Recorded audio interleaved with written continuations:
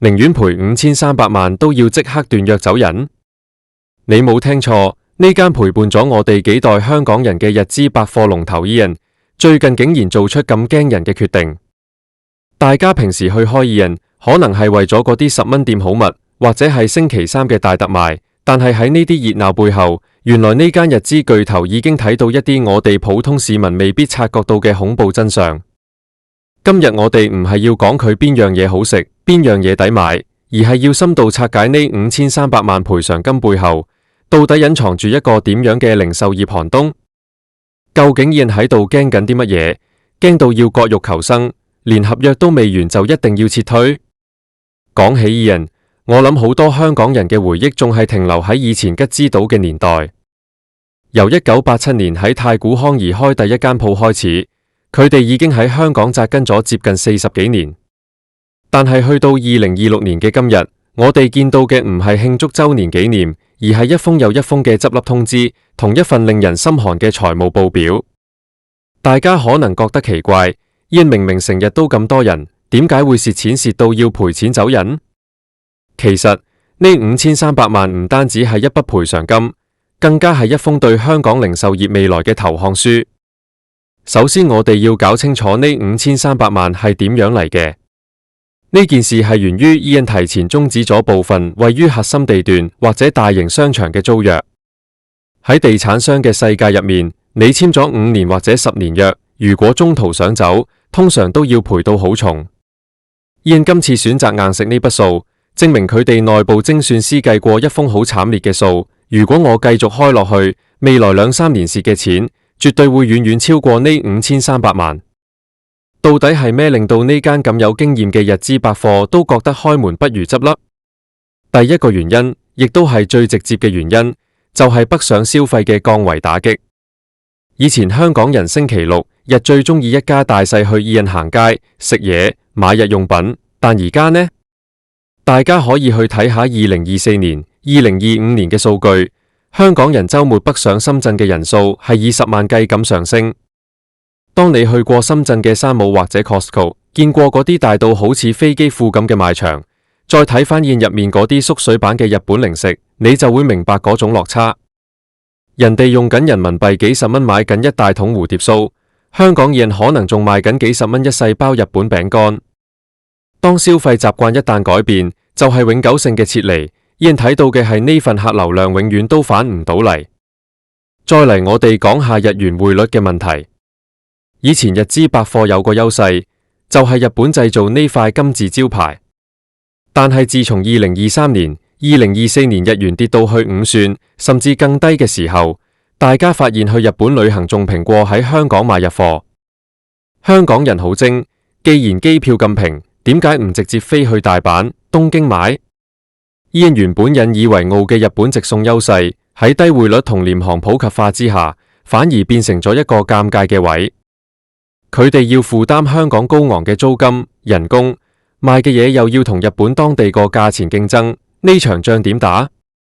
而最令Ian感到恐懼嘅嗰樣嘢，其實係香港人口結構同消費能力嘅斷崖式改變。大家有冇留意到，而家去Ian行街嘅係咩人？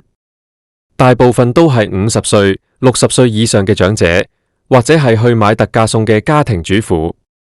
呢個年齡層嘅人雖然穩定，但係佢哋嘅消費力有限，而且非常之價格敏感。後生嗰一輩，即係20歲到40歲呢群最有消費力嘅中流砥柱，一係就網購，一係就北上，一係就直飛日本。Ian發現自己嘅客戶群正在老齡化，而佢哋嘅經營模式即係嗰種大而全嘅百貨模式，對新一代香港人嚟講已經太過過時。呢度就涉及一個好深層次嘅地產問題。香港嘅租金一直都係全球數一數二貴，雖然近年商場租金有所調整，但對於好似Ian呢種需要幾萬尺空間嘅巨無霸嚟講，租金依然係一個沉重到呼吸唔到嘅負擔。Ian要賠5300萬，其實係想擺脫嗰啲合約陷阱。呢啲合約通常係喺幾年前簽落嘅，當時大家仲預期香港零售會反彈，點知等嚟嘅係一個更長嘅寒冬。如果你係老闆，你見到每日開門都要貼錢，人工又要加，最低工資又升，但係客單價就不斷跌，你會點做？Ian嘅做法就係停損，哪怕係要賠到出血，都要將呢個大包袱掉咗佢。除此之外，另一個令佢哋驚嘅係競爭對手嘅轉變。以前Ian嘅對手係一田或者係Sogo，大家一齊玩精緻日系，但而家Ian嘅對手係拼多多，係淘寶，係直接喺屋企冚個掣就送到門口嘅生鮮平台。喺2026年初，我哋見到好多新興嘅配送服務已經做到非常成熟。當你買一打日本蛋，喺網上下單可能平過你親自去Ian排隊，你話Ian點會唔驚？佢哋嘅營運模式太重資產，太依賴實體流量。喺呢個數位化、去中心化嘅消費時代，百貨公司呢個概念本身就已經受到好大衝擊。大家可能會話，Ian唔係有好多自有品牌 Top Value 咩？嗰啲嘢幾抵啊？係，但係單靠幾隻自有品牌係救唔到成間百貨公司。百貨公司講求嘅係整體營收，當服裝部、家品部、電器部全部都比唔上網購或者專門店嘅時候，單靠超市部嗰啲微薄嘅毛利，根本撐唔起幾萬尺嘅租金。Ian撤退其實係一種戰略性縮減，佢哋要將資源集中返喺嗰啲仲有得做嘅細鋪或者網店度。而且我哋要睇返日本總公司嘅態度。Ian日本總部喺2025年嘅策略報告入面已經好明確咁講到要優化海外資產。對於日資企業嚟講，佢哋以前好睇重香港市場，覺得香港係進入內地或者國際嘅跳板。但係隨住大灣區一體化，香港嘅獨特性喺零售層面已經慢慢消失。當深圳嘅商場做得仲靚過、仲大過香港，當物流配送做得仲快過香港，日資企業就開始重新思考，點解我要喺香港交咁貴租？賠5300萬走人，其實亦反映咗一個好現實嘅問題：地產商嘅強勢。喺香港，地產商同租客嘅關係一向都係不對等。Ian今次寧願硬食賠償金，亦側面說明咗佢哋同地產商傾續約或者減租嘅時候，完全傾唔埋欄。地產商可能覺得我唔減租都大把人租，但事實上係咪咁呢？我哋見到好多商場開始出現空鋪，或者變咗做短期租約嘅特賣場。Ian嘅撤退對呢啲大地產商嚟講，絕對係一個強烈嘅警號。如果我哋將時間線拉長嚟睇，由2022年到2026年呢幾年間，唔單止係Ian，其實好多日資品牌都喺度調整。例如某啲連鎖服裝品牌開始縮規模，或者將旗艦店搬去次一級嘅位。Ian今次咁決絕，係因為佢哋睇到香港零售嘅結構性改變唔係短期波動，而係一條唔會回頭嘅單程路。內容資訊顯示，Ian喺香港嘅虧損已經持續咗一段時間。雖然大家見到星期三、周三新鮮派排長龍，但嗰啲人流其實帶唔到幾多毛利。好多人係去買完特價嘢就走，完全唔會去行其他高毛利嘅部門。呢種旺丁唔旺財嘅現象，對百貨公司嚟講係最致命嘅。Ian心入面最驚嘅，其實係呢種消費模式變成常態。香港人只會喺你有大特價嘅時候先出現，平時就去晒深圳消費，或者喺網上揾最平嘅貨源。講到尾，呢5300萬唔係賠咗就算，佢係話俾所有人聽，舊有嗰套日式百貨嘅神話已經正式破產。未來嘅零售唔係講規模，而係講效率同體驗。如果你提供唔到一啲喺深圳、喺網上、喺日本揾唔到嘅獨特體驗，咁你收咁貴租就一定係死路一條。Ian今次嘅大撤退可以話係用5300萬買咗一個解脫，逃離嗰個不斷陰乾緊佢哋資金嘅香港實體零售黑洞。其實大家可以留意下，最近一年香港多咗好多主打平價或者極致性價比嘅品牌入駐，甚至連內地嘅超市品牌都開始進軍香港。呢啲新玩家嘅成本結構同Ian完全唔同，佢哋更加靈活，更懂得玩大數據。Ian作為一個老牌巨頭，轉身太慢，賠錢走人雖然痛，但總好過最後成間公司被拖死。所以下次你行過Ian，見到佢又有一間分店要結業，唔好只係覺得可惜。你要明白，呢個係一個時代嘅終結。香港人嘅生活方式已經變咗，由以前追求行商場嘅中產生活，變到而家更加務實，更加追求全方位嘅性價比。Ian驚嘅係，如果佢唔趁而家仲有能力賠錢嘅時候走，等到將來連賠償金都俾唔起嘅時候，就真係想走都走唔到。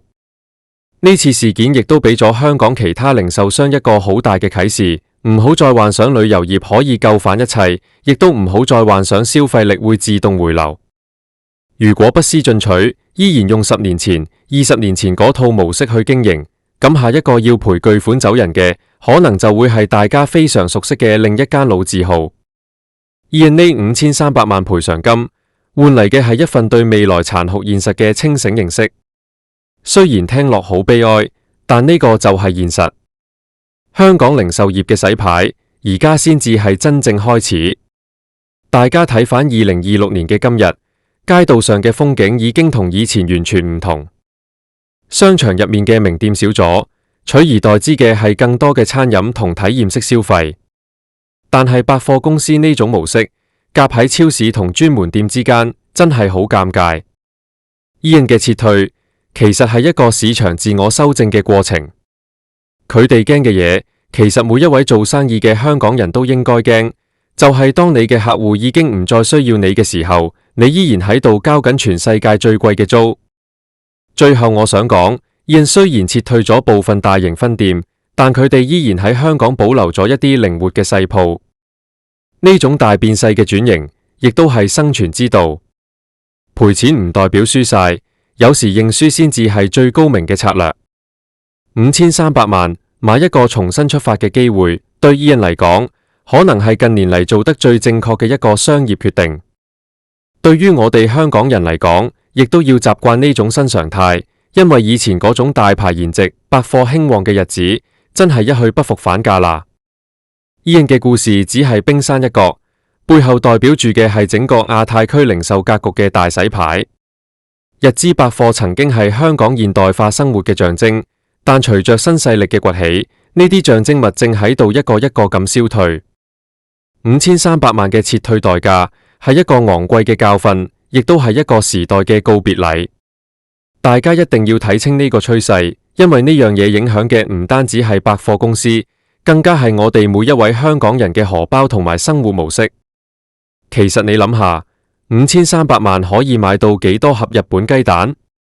可以開到幾多間小型店鋪？Ian寧願將呢筆錢送俾地產商，都唔肯投資喺現有嘅大場度。呢種對未來嘅徹底心灰意冷，先至係最令人心驚嘅地方。如果你係Ian嘅管理層，見到每個月嘅赤字好似無底深潭咁，而消費者嘅心已經北上或者飛咗去日本，你仲有冇勇氣堅持落去？所以話呢場大撤退背後，驚嘅唔單止係租金，更係驚緊一個無人消費嘅未來。